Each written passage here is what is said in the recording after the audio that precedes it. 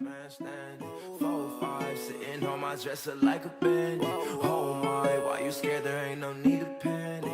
I ain't on the wave that could sink the tides. This episode of Noonish is brought to you by JW Group. Screwball Peanut Butter Whiskey, High Energy Models and Events. Tech for Troops, T4T, baby. Verve Performance Labs. The Original Shot Sock, not without my shot socks. And Specs Wine, Spirits, and the Finer Foods. Hello, everybody. Welcome to Noonish. Yes, very excited about today's show. Got a very special guest in the building. Another very special guest in the building. Yes, sir. And man, I think it's his first time around from That's what I right. understand. That's from right. what I understand. Got to introduce myself. I am your host, Jonathan Anderson, CEO of the In Group International, here with our co-host, El Grande Toro, Mr. Mark Clayton right here, and our special guest co-host, The man. Mr. Adie Von Gontard. Man, happy to have you in the building, Happy bro. to be here. Definitely Yeah, appreciate happy you to be coming here. on the show That's today. how you say it. Like, that's how you say it. Adie Von Gontard. Von Gontard.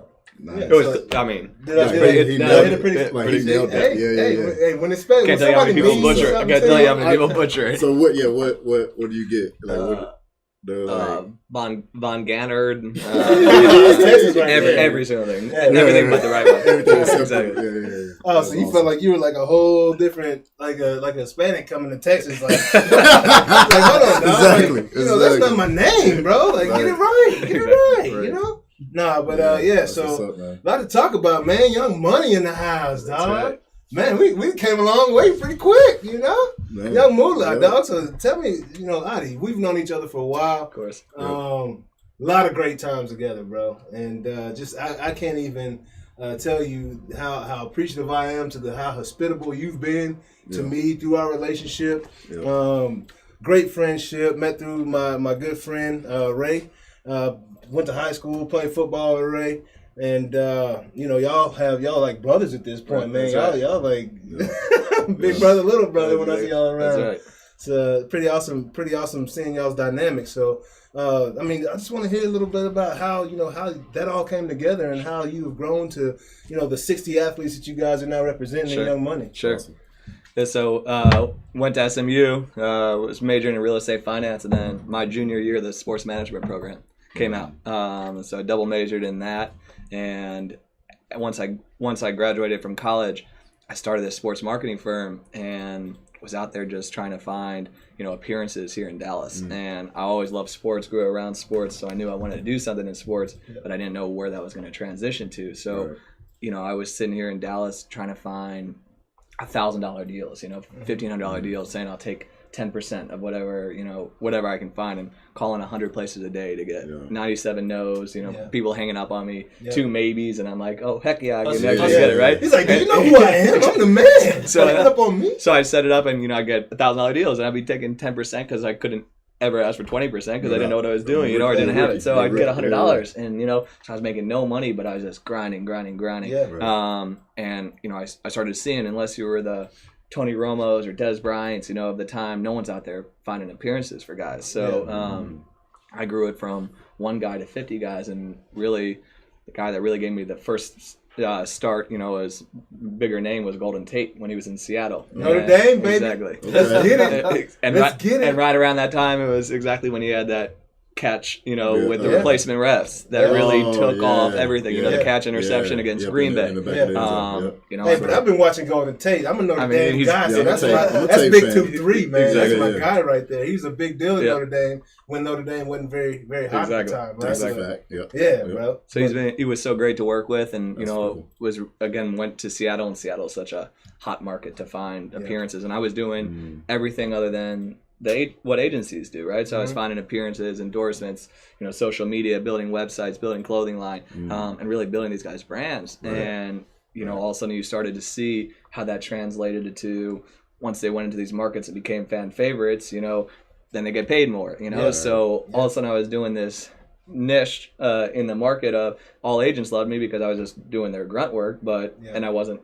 certified, so I couldn't do anything contract wise as well. And then I tried to find, hey, how could we think outside the box and now it's gotten a lot bigger, but I was trying to find equity deals, for clients and saying, rather than take 50,000 or 100,000, what if we could get 5% or 10% equity and really build that generational wealth? Man, that percentage over the dollar any day of the week, man. Yeah, exactly. Any day of the week. Did you understand that? Yeah, absolutely. As a young, I know today, of course. Well, we get that, 1,000%. Yeah, now, but no, as a young buck, absolutely not. Right. Not until I stopped playing baseball, and I was blessed to be around Adam Summers, one of my good friends, and he explained to me super early, hey, talk percentages.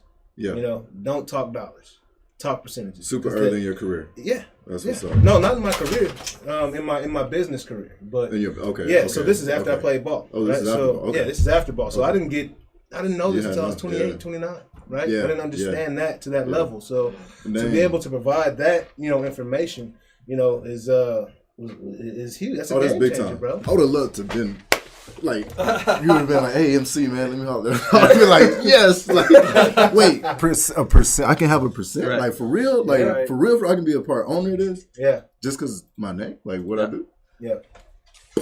I mean, it makes me think. And hey, it took me a long time. Did you? Yeah. Oh, yeah. Yeah. It makes me think about the and Young Money has to do with music, so it's not that far off the topic, but it makes me think about how many artists have been just screwed over by the dollar. Same thing. And their songs are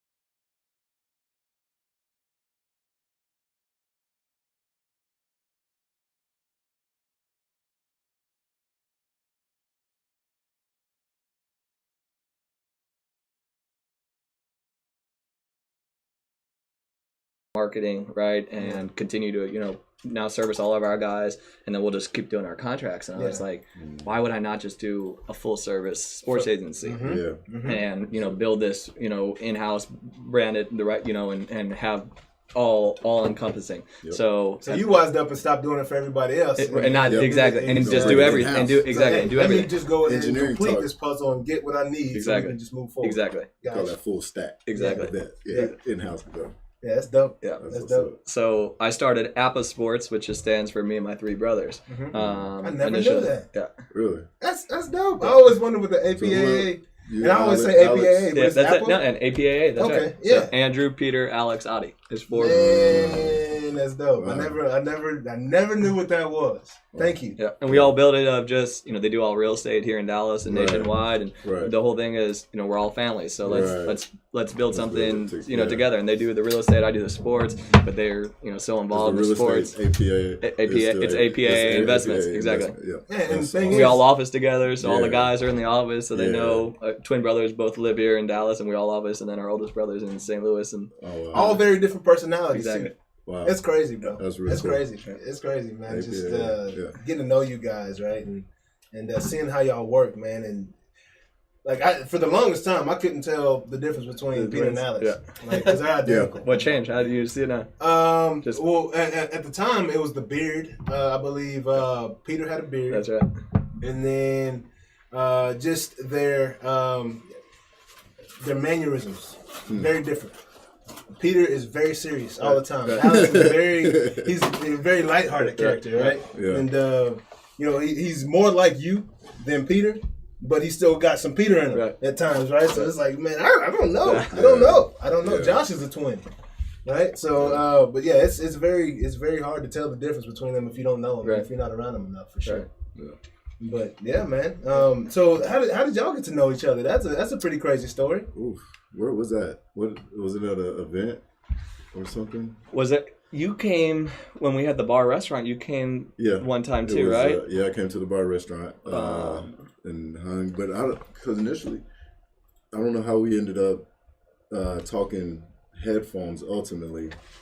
But it had to be through somebody else. Yeah. That we were connected. Yeah. And then, it was, for me, thinking about the relationship and like where we're at, it's like, it's really cool because you're not being from here, but it fit like kind of what was going on in Dallas with the entrepreneurial kind of spirit that's around the city. Right. And so as we connected, that's what it was. Right. It was like, I was like, yeah, I can get, I've been developing headphones. I would love to get some for you and the guys or whoever. Right. Just let me know. Right. And then we was able to, And you built the custom get a partner, headphones. yeah. Cool as heck. Yeah, Looked amazing. Yeah, they were dope. I just saw the packaging and the headphones for the first It time. was all first class and looked amazing. I'd want some, So what is, after starting your own firm and your own group, I guess we can call it, what did you see was the most challenging side of it for you?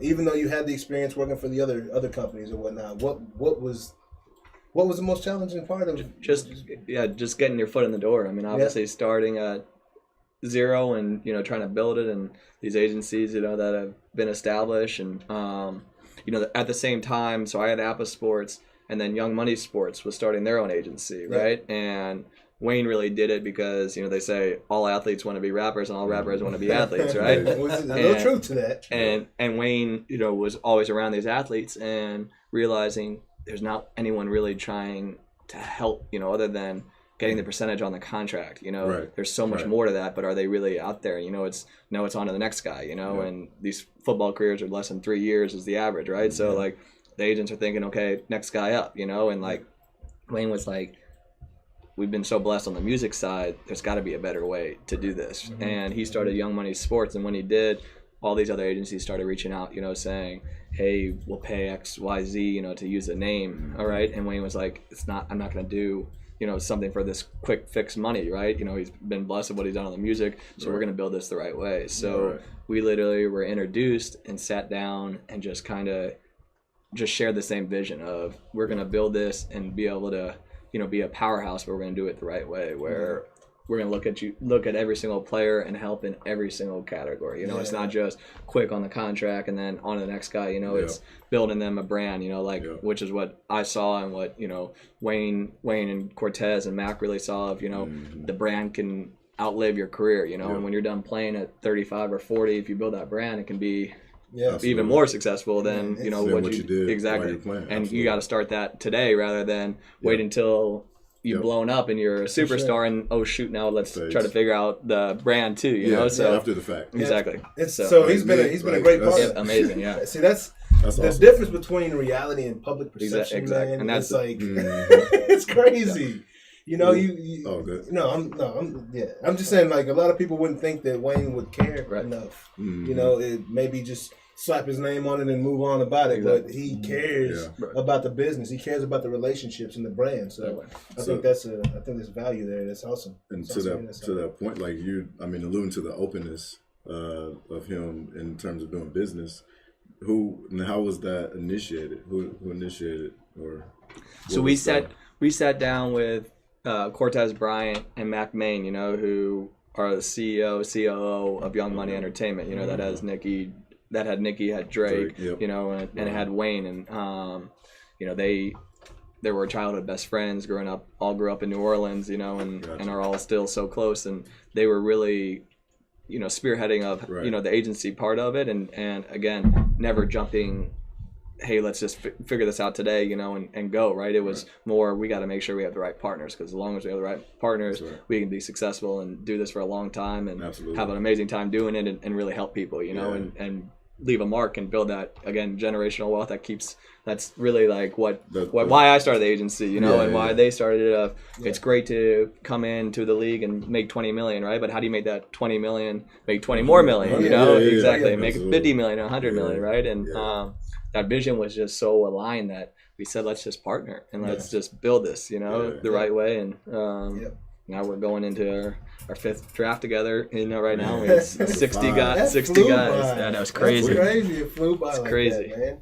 So it's I always think about just how significant it is for someone that has no idea how to handle that amount of money.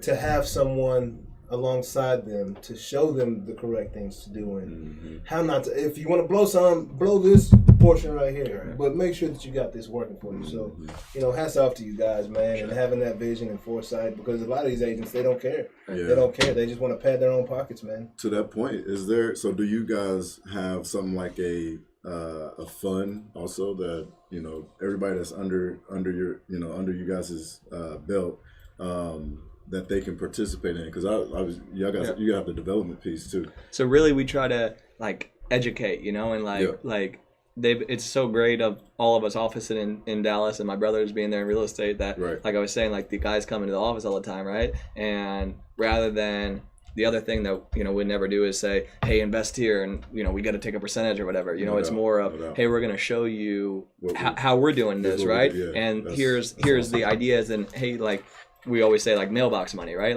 Go park $1 million and have it, producing $100,000 a year in rent, right?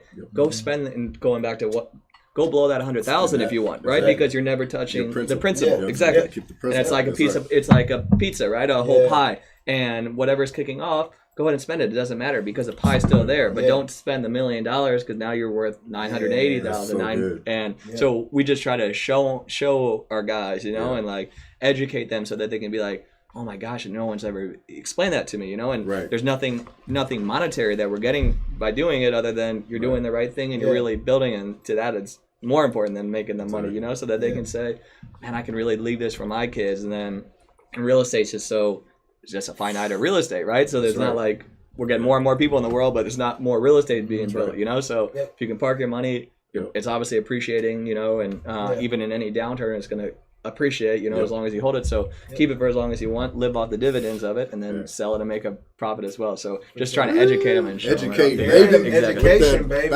rules the nation. That's what it is. So how big was it for you to have your first round pick in Quentin Williams? Was he good? Third pick of the draft, 2 years ago? Yep, exactly. He has some great interviews, by the way. I know. He's the best. Bro. He's hilarious, man. He's hilarious, bro. Hilarious.